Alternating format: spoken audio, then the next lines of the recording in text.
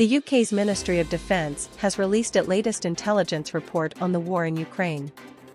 It states in its report that Russian authorities are likely preparing to facilitate wider military conscription to resource its military requirements.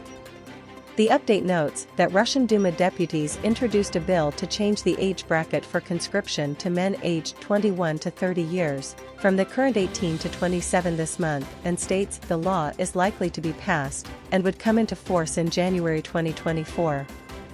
It goes on to report that Russia has continued to run conscription call-up cycles twice a year since Soviet times. These are distinct from the exceptional partial mobilization of veterans carried out since September last year. The update goes on to state that Russia continues to officially bar conscripts from operations in Ukraine, but adds at least hundreds have probably served through administrative mix-ups or after being coerced to sign contracts. Chinese President Xi Jinping will likely discuss sanctions evasion schemes and show an interest in mediating a negotiated settlement to the war in Ukraine when he meets Vladimir Putin next week, the Institute for the Study of War reports. The Chinese leader will meet Mr Putin from 20 to 22 March in a move which is likely to cement much closer ties between Russia and China just as relations between Moscow and the West hit new lows. Analyzing the move, the ISW states President Xi likely plans to discuss sanctions evasion schemes with Putin and Russian officials to support the sale and provision of Chinese equipment to Russia. The ISW previously assessed that Belarusian President Alexander Lukashenko and Mr. Xi signed a package of 16 agreements on March 1 that could facilitate Russian sanctions evasion by channeling Chinese products through Belarus. The American think tank also states that the Chinese leader also likely aims to promote Chinese efforts aiming to position China as an impartial third-party mediator for negotiations between Russia and Ukraine. It adds that President Xi may seek to parlay his success in mediating the restoration of diplomatic ties between Iran and Saudi Arabia into a larger effort to mediate in this war. Last month, China called for a ceasefire and peace talks in Ukraine and urged all parties to avoid fanning the flames and aggravating tensions.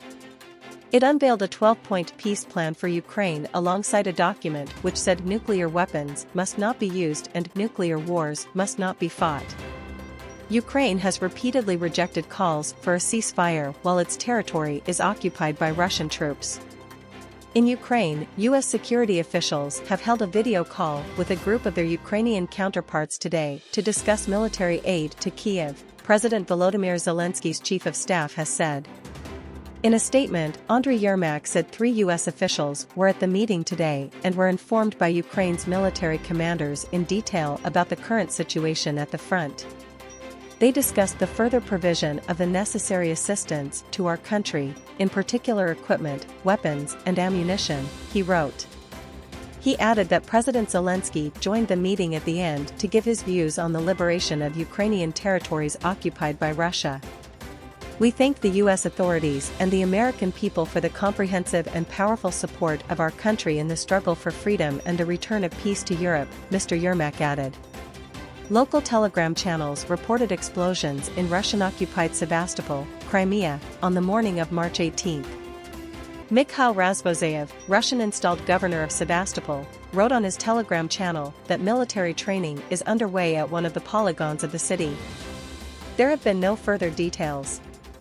Earlier, Vadim Skibitsky, deputy chief of Ukraine's military intelligence, said that the Russian military keeps a powerful ground and aviation component in Ukraine's Crimea, building fortifications and preparing for defense on the occupied peninsula.